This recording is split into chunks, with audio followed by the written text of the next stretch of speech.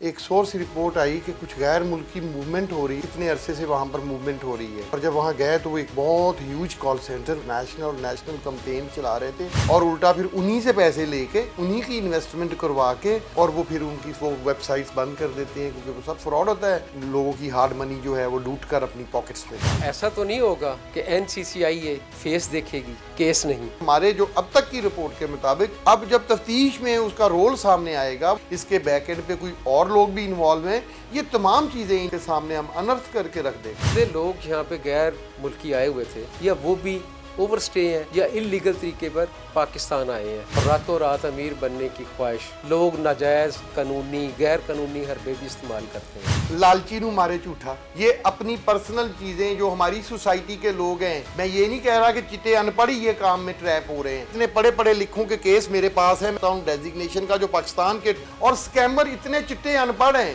سیپ hack ہو رہا ہے آج کل، بڑا ہاٹ ایشو ہے ہر بندے کا۔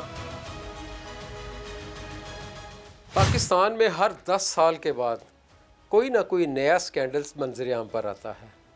ایسا ہی ایک سکینڈل فیصل آباد میں منظر عام پر آیا ہے، جہاں سے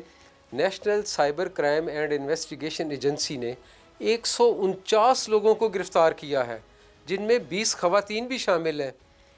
ان افراد میں غیر ملکی اور ملکی افراد شامل ہیں۔ غیر ملکیوں کا تعلق چین، میانمار، نائجیریا اور اسپین وغیرہ سے تھا۔ وہ لوگ پاکستان میں آ کر کیسے اتنے بڑے آن لائن فراڈ اور ہنی ٹریپ میں مرتکب ہوئے، اس حوالے سے جانتے ہیں national cyber crime and investigation agency کے ایڈیشنل ڈائریکٹر چودھری سرفراز سے کہ ان وارداتیوں کا طریقہ واردات کیا تھا۔ جی چوہدری صاحب۔ ایک سورس رپورٹ آئی کہ کچھ غیر ملکی موومنٹ ہو رہی ہے، اور وہ ایسا دیہی ایریا ہے کہ جس جگہ پر ان غیر ملکیوں کی موومنٹ کوئی سمجھ نہیں آ رہی تھی کہ وہ کیوں اتنے عرصے سے وہاں پر موومنٹ ہو رہی ہے۔ اس کے اوپر ہمارے ڈائریکٹر جنرل جو NCCIA ہے، national cyber crime investigation agency, Waqar Uddin Syed صاحب نے ایک اسپیشل ٹیم تشکیل دی اور مجھے بطور ایڈیشنل ڈائریکٹر آرڈر کیے، اور ڈپٹی ڈائریکٹر جو ہمارے وہاں پہ آصف اقبال صاحب ہیں، ان کی نگرانی میں وہاں پر ریڈ ہوا۔ موقع پر خود ہمارے ڈپٹی ڈائریکٹر اپنی پوری ٹیموں کے ساتھ وہاں گئے، اور جب وہاں گئے تو وہ ایک بہت ہیوج کال سینٹر برآمد ہوا۔ وہاں پر وہ انٹرنیشنل اور نیشنل کمپین چلا رہے تھے، سادہ لوگوں کو لوٹ رہے تھے، جیسے پونزی سکیمز ہوتی ہیں multiple types, as you know better. آج کل کال سینٹرز پہ جیسے وہ لوگوں کو پیسے ہتھیاتے ہیں، ہارڈ منی ہتھیاتے ہیں، لوگوں کو کہتے ہیں کہ جی آپ یہ کریں، یہ ٹاسک مکمل کریں، یہاں کلک کریں، یہ کریں تو آپ کو اتنے پیسے ملیں گے، اتنے ملیں گے، اور الٹا پھر انہی سے پیسے لے کے انہی کی انویسٹمنٹ کروا کے اور وہ پھر ان کی وہ ویب سائٹس بند کر دیتے ہیں، کیونکہ وہ سب فراڈ ہوتا ہے، اور وہ جو کروڑوں ڈالر ہے وہ یہ اپنی لوگوں کی ہارڈ منی جو ہے وہ لوٹ کر اپنی پاکٹس میں ڈال دیتے ہیں۔ سب سے بڑا اور ایک ہیوج سیٹ اپ برآمد ہوا وہاں پر، جو کہ انٹرنیشنل فارنرز نے، اوورسیز نے مل کے بنایا تھا، اور پاکستانی بھی کچھ اس میں انوالو تھے۔ پاکستانیز نے ان کے ساتھ باقاعدہ ایگریمنٹس کیے ہوئے ہیں فارنرز کے ساتھ اس بزنس کے، جو کہ ہماری تفتیش کے دوران چیزیں برآمد ہوئی ہیں، اور ہم انشاءاللہ on the order of DG NCCIA اس کا کلا کما کریں گے، اور اس کی انویسٹیگیشن کو منطقی انجام تک پہنچائیں گے کہ یہ اب تک کیا فراڈ کر چکے ہیں، کتنے پیسے کا کر چکے ہیں۔ چوہدری صاحب، جیسا کہ لگ رہا ہے کہ اس کے پیچھے ایک سابق چیئرمین فیسکو تحسین اوان شامل تھا، اور اس کا تعلق ایک سیاسی جماعت سے بھی ہے، تو کیا ایسا تو نہیں ہوگا کہ NCCIA فیس دیکھے گی، کیس نہیں؟ یا کیس دیکھا جائے گا، فیس نہیں؟ کسی قسم کا کوئی پریشر ہے آپ پہ؟ ہمارے جو اب تک کی رپورٹ کے مطابق ہی فاؤنڈ گلٹی، تو ہم نے اس کا FIR میں لکھ دیا۔ اب جب تفتیش میں اس کا رول سامنے آئے گا، وہ کتنا بینیفٹس لے رہا تھا، کیا بینیفیشریز اور بھی ہیں، اس کے بیک اینڈ پہ کوئی اور لوگ بھی انوالو ہیں، یہ تمام چیزیں انشاءاللہ عدنان ملک آپ کے سامنے ہم انرتھ کر کے رکھ دیں گے۔ چوہدری صاحب، یہ فرمائیے گا کہ جتنے لوگ یہاں پہ غیر ملکی آئے ہوئے تھے، کیا وہ قانونی اور لیگل طریقے سے پاکستان میں ان کی انٹری ہوئی ہے،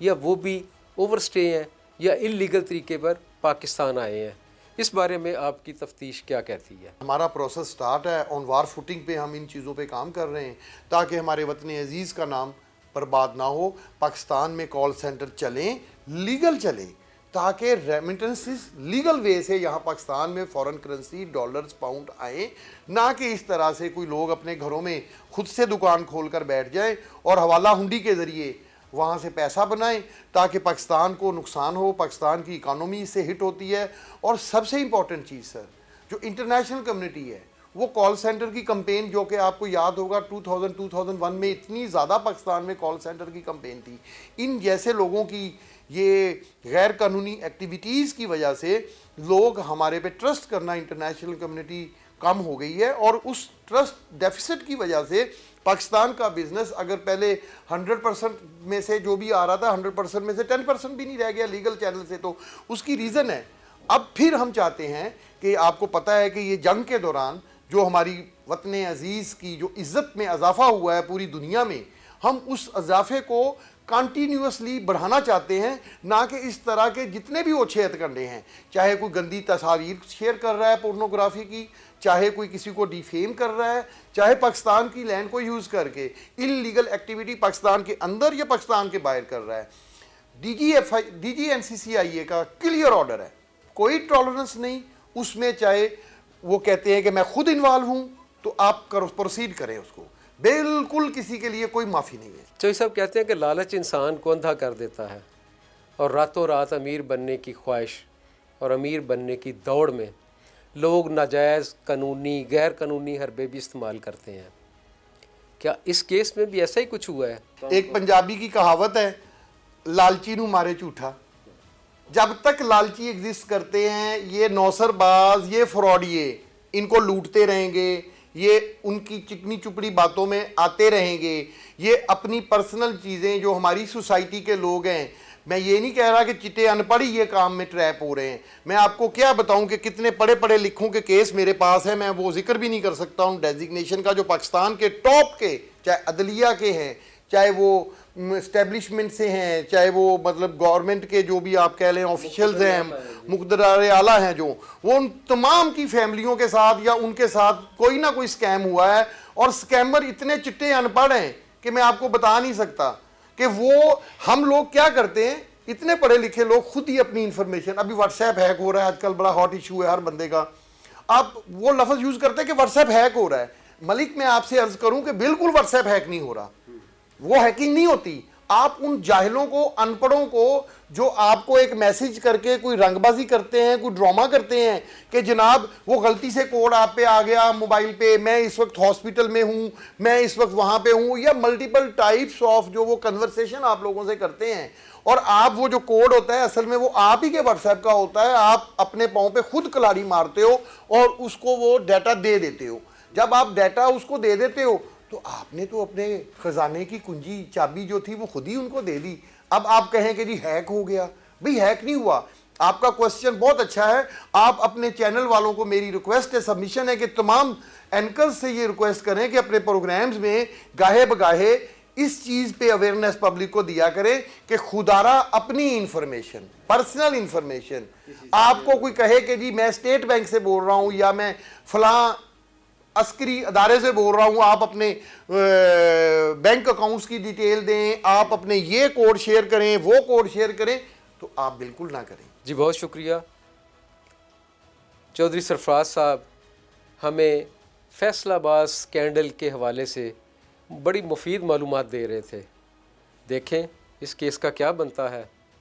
हम भी देखेंगे, आप भी देखेंगे और आवाम भी देखेगी। बहुत शुक्रिया जी।